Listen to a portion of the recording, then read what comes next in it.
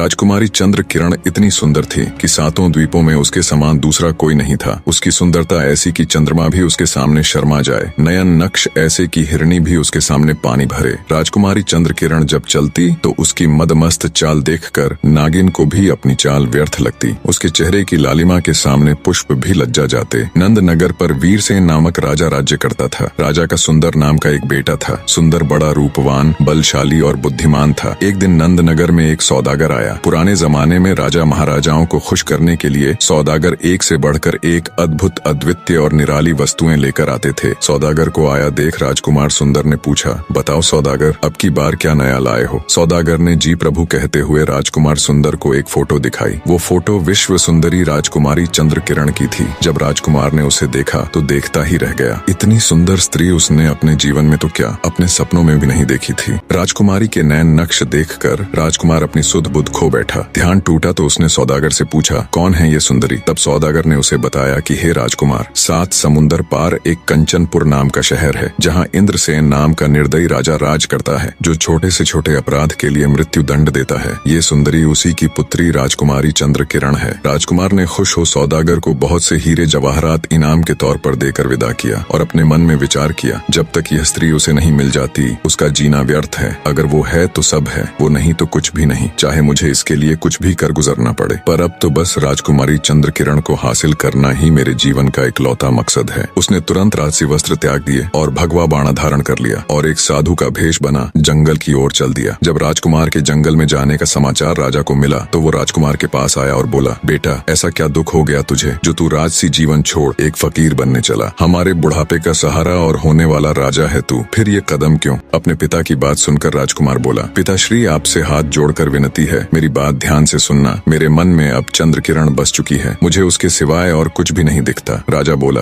बेटा, तुम समझदार हो, क्यों नादान जैसी बात कर रहे हो? आज तक चंद्र किरण के द्वार पर जो भी गया वो वापस लौट कर नहीं आया। उसके चक्कर में पता नहीं कितने ही अपनी जान से हाथ धो बैठे। पिता की बात को सुनकर राजकुमार बोला, पिताजी, अब मुझे रोकने की कोशिश मत करिए, अब मैं रुकने वाला नहीं। अगर मेरे शरीर में प्राण है, मैं जीवित हूँ, तो मैं जरूर जाऊंगा। इतना कह राजकुमार सुंदर वहाँ से चलने को हुआ तो उसकी माताजी वहाँ आ गई और बोली, मेरे लाडले, तेरे बिना मैं तड़प तड़प कर मर जाऊंगी। ऐसा मत करो, क्यों अपना राजपाट छोड़ तुम मृत्यु को गले लगाने जा रहे हो? पर राजकुमार पर उसकी माँ की बातों का भी कोई असर नहीं हुआ। बोला, नहीं माताजी, मुझे मत रोकिए, अगर मैं नहीं गया तो यही अपने प्राण त्याग दूंगा, और चल पड़ा। राजकुमारी चंद्र किरण को देखने की व्याकुलता में अभी राजकुमार ने कुछ कदम ही आगे बढ़ाए थे कि तभी उसकी सुंदर रूपवती कामिनी पत्नी भी वहाँ आ पहुंची। रानी ने दोहा कहा, पास तेरे कामिनी खड़ी, कर 16 श्रृंगार, छोड़ चले मझधार में, कहाँ मुझे भरतार। अर्थात इतनी सुंदर पत्नी होते हुए भी मुझे ऐसे छोड़कर क्यों जा रहे हो? राजकुमार सुंदर ने भी दोहे के रूप में कहा, रानी, मन धीरज धरो, मति दिल करो उदास, चंद रोज के बीच में लौट आऊं तेरे पास। अर्थात उदास मत हो रानी, थोड़े दिन में वापस तेरे पास आ जाऊंगा। इतना कह राजकुमार सुंदर वहाँ से चल पड़ा। सुंदर की बात सुनकर रानी गश खाकर जमीन पर गिर पड़ी, परंतु सुंदर बिल्कुल प्रभावित न हुआ। वह सबसे प्रेम नाथे तोड़कर वन की ओर रवाना हुआ। उसे तो अब बस राजकुमारी चंद्र किरण की लगन लगी हुई थी। काफी दिन यात्रा करने के पश्चात राजकुमार सुंदर कंचनपुर जा पहुंचा और राजकुमारी के महल के सामने आसन जमा कर बैठ गया। संयोगवश एक दिन राजकुमारी जब महल की खिड़की में खड़ी थी तो उसकी दृष्टि उस जोगी बने सुंदर पर पड़ी। राजकुमार सुंदर तो बावला हुआ, पता नहीं कितने दिन से इसी पल के इंतजार में वहीं टकटकी लगाए देख रहा था। राजकुमारी चंद्र किरण ने जैसे ही राजकुमार सुंदर को देखा, वो भी उस हट्टे कट्टे शरीर वाले सुंदर नौजवान की आशिक हो गई और कहने लगी, हे योगी, तुम कौन हो और ऐसा क्या कारण रहा कि तुमने भरी जवानी में अपने देश और गृहस्थ जीवन को छोड़कर ये भगवा बाणा पहना और जोगी बन गए? राजकुमार सुंदर ने राजकुमारी का प्रत्युत्तर देते हुए कहा, हे विश्व सुंदरी, नजर कर तू मेरी तरफ है प्यारी, मोहब्बत तेरी मेरे दिल में है भारी, तेरा हुस्न मशहूर है हर जहां, तुझे जाने आलम सभी चाह रहा, ये है पूरब से आया अब खाकसार, मेरा नाम आशिक है ए गुल अनार, तेरा हुस्न यहाँ खींच लाया मुझे, जब से तेरा नाम और फोटो दिखा मुझे। आगे राजकुमार सुंदर कहता है, ए हुस्न की मल्लिका, जब से तेरा नाम मैंने सुना है तब से मेरा चैन और सुकून सब छिन गया है, अगर तू मुझे नहीं मिली तो मेरा जीना बेकार है। चंद्र किरण राजकुमार की बात सुन बोली, योगी, तेरा रूप देखकर तो मेरा दिल भी हिलोरे मार तेरे लिए धड़क रहा है, पर मुझे अफसोस इस बात का है कि औरों की तरह कहीं तुझे भी अपने प्राणों से हाथ न धोना पड़े। राजकुमारी चंद्र किरण की बात सुन राजकुमार सुंदर ने दोहा कहा, होना होगा सो होवेगा, इसमें नहीं अंदेश। प्रिय, तेरे कारण तजा मैंने राज और देश, अर्थात अब जो होगा देखा जाएगा। तुम्हारे लिए तो मैं अपना राज्यपाट और देश तक छोड़ आया हूँ। राजकुमार सुंदर की बात सुन सुनकर चंद्रकिरण बोली, ऐ जोगी, मेरे प्रेम में तेरे प्राणों का भी खतरा है, क्योंकि जो भी मुझसे प्रेम करता है मेरे पिता उसको मरवा देते हैं या फिर उसे सदा के लिए कैद कर लेते हैं। अब भी उनकी कैद में बहुत से व्यक्ति पड़े सड़ रहे हैं, इसलिए उचित यही है कि तू अपने देश वापस चला जा। मेरे प्रेम के चक्कर में फंसकर अपने प्राण मत गवा। ये सुनकर श्याम सुंदर ने उत्तर दिया, तेरा इश्क मुझको लाया यहाँ, भला अब कहो तुम मैं जाऊँ कहाँ? ये डर अपने दिल में लाता नहीं, बिना लिए तुझको मैं जाता नहीं। दोहा कह श्याम सुंदर बोला, ए राजकुमारी, मेरी परेशानी को थोड़ा ध्यान से देखो। तुम्हारे प्यार की खातिर मैं मुश्किलों से लड़ते हुए बर्बाद हालत में तुम्हारे पास पहुँचा हूँ। यह सुन चंद्रकिरण ने खिड़की से एक रस्सी डाली, जिस पर चढ़कर खुश होता हुआ राजकुमार सुंदर राजकुमारी के महल में प्रवेश कर गया। उसे अपनी किस्मत पर नाज हो रहा था। राजकुमार के ऊपर आते ही चंद्रकिरण उसके गले में बाहें डालकर कहने लगी, ए हसीन नौजवान, तुझसे पहले भी पता नहीं कितने ही मेरे आशिक आए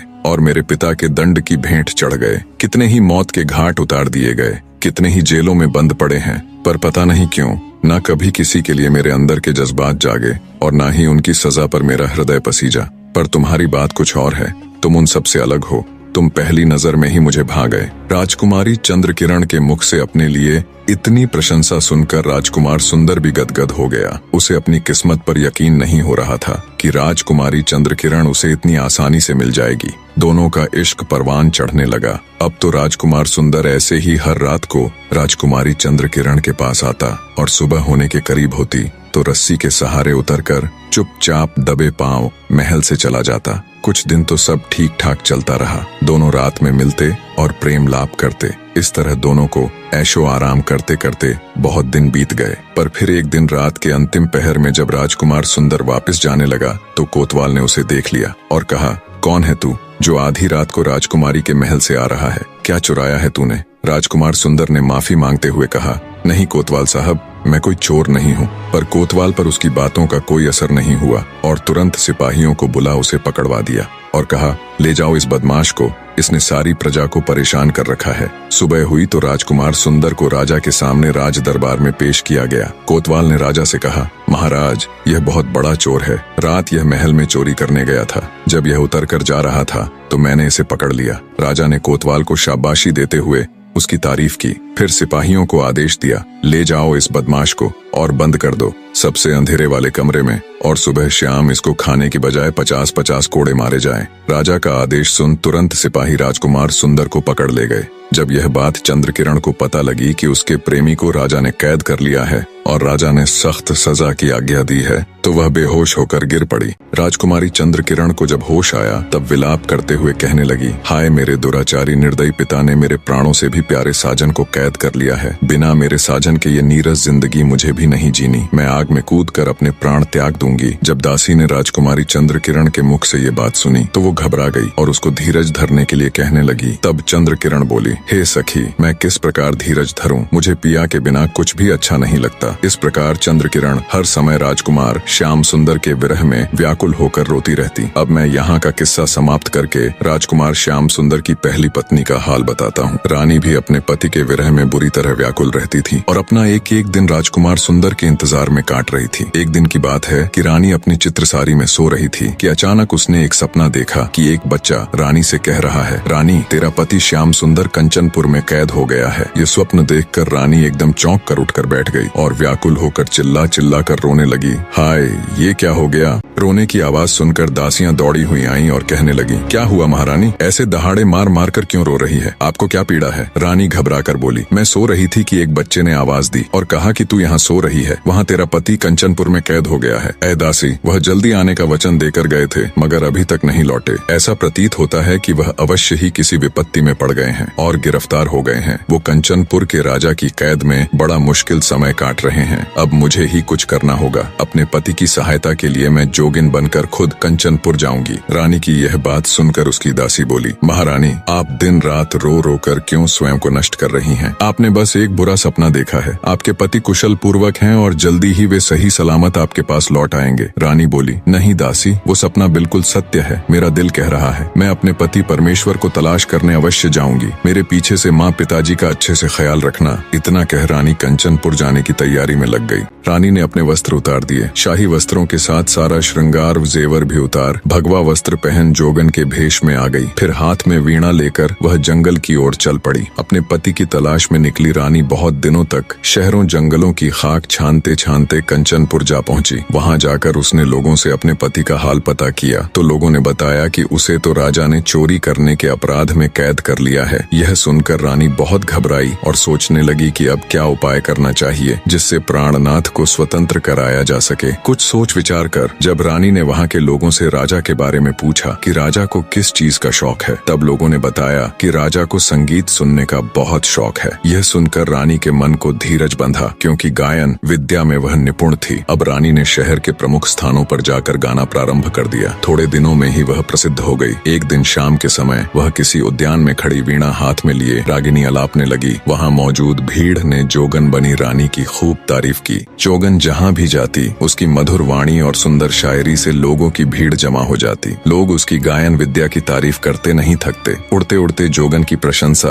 राजा के कानों तक भी जा पहुंची। राजा ने उसी समय चौबदार को आज्ञा दी कि नगर के उद्यान में जो जोगन ठहरी हुई है उसे सम्मान पूर्वक हमारी सभा में ले आओ। चौबदार तुरंत जोगन बनी रानी के पास जा पहुंचा और हाथ जोड़कर कहा, ए जोगिन, राजा जी ने आपको याद किया है, कृपया मेरे साथ राज दरबार चलिए। रानी बोली, ए चौबदार, हमें राजा के दरबार से क्या काम, हम तो मन के मौजी हैं। जहाँ इच्छा होती है वहीं जमावड़ा डाल लेते हैं। जिस स्थान पर हम आसन जमा कर बैठ जाते हैं हमें तो वही स्थान राज दरबार प्रतीत होता है। जोगिन की बात सुनकर चौबदार बोला, जोगिन जी, आपको तो ऐसा ज्ञान प्राप्त है कि लाखों राजा महाराजा आपकी सेवा में खड़े रहें, लेकिन फिर भी यह आपका धर्म है कि जो व्यक्ति आपसे हरिगुण सुनना चाहे उसे सुना दो। रानी तो चाहती ही ये थी, यही तो शुरू से उसकी योजना थी। सो जोगिन चलने को तैयार हो गई। जब रानी चौबदार के साथ राजा के महल में गई तो उसे देखकर सब लोग सम्मानार्थ खड़े हो गए। उसके दरबार में आते ही सन्नाटा छा गया। नौकरों ने उसे मृगछाला सान दिया। तब राजा ने हाथ जोड़कर कहा, ए जोगिनी, तुम कौन हो और कहां से आई हो? तब जोगिनी बोली, हम पर्वतों और रत्नों की भूमि में रहकर दिन रात ओम का नाम जपकर सादगी से भरा जीवन जीते हैं, उसी में हमें खुशी मिलती है। राजा बोला, ठीक है जोगिनी, तो अपने मुख से हरि का कुछ गुणगान कीजिए, यही हम सबकी अभिलाषा है। तब जोगिन ने यह राग गाया, यह जोग अति हमें भाया है, छोड़ दिया माल खजाना हीरा मोती लुटाया है, फेंक फांक के शाल दुशाले जग से चित्त उठाया है, इश्क फंद में छोड़ कानन कुल माशूक बनाया है,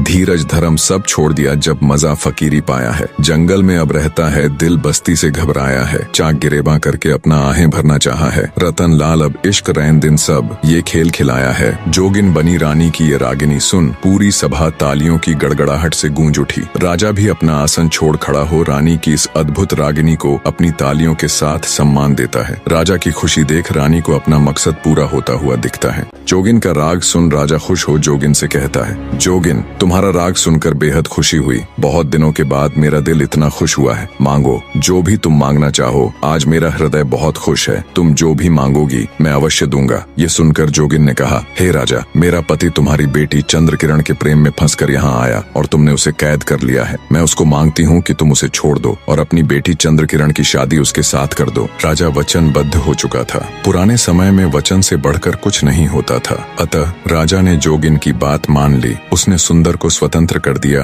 और अपनी बेटी चंद्रकिरण की शादी उसके साथ कर दी। राजकुमारी चंद्रकिरण की खुशी का कोई ठिकाना नहीं था। राजकुमार श्याम सुंदर अपनी पहली पत्नी के पैरों में गिरकर उससे माफी मांगता है और कहता है, हे रानी, मुझे नहीं पता था तुम मुझसे इस कदर प्रेम करती हो कि सब कुछ छोड़ छाड़ कर 7 समुंदर पार इतनी मुसीबतें झेलते हुए मुझे आजाद कराने आओगी। जब तक मेरे शरीर में सांसें हैं मैं तेरा ऋणी रहूंगा। बड़े हृदय वाली रानी राजकुमार सुंदर को माफ कर देती है और राजकुमारी चंद्रकिरण को अपनी छोटी बहन के रूप में स्वीकार कर लेती है। तीनों राजा से विदा ले अपने राज्य लौट आते हैं और एक खुशहाल जीवन जीते हैं। निष्कर्ष, प्रेम, विश्वास, त्याग और क्षमा, ये 4 स्तंभ इस कहानी की आत्मा है। यह कथा हमें यह समझने में मदद करती है कि सच्चा प्रेम वह है जो न केवल प्राप्त करता है बल्कि त्यागता भी है, जो केवल मांगता नहीं बल्कि देता भी है। सच्चा प्रेम और विश्वास हर कठिनाई को पार कर अंत में विजय का ताज पहनता है।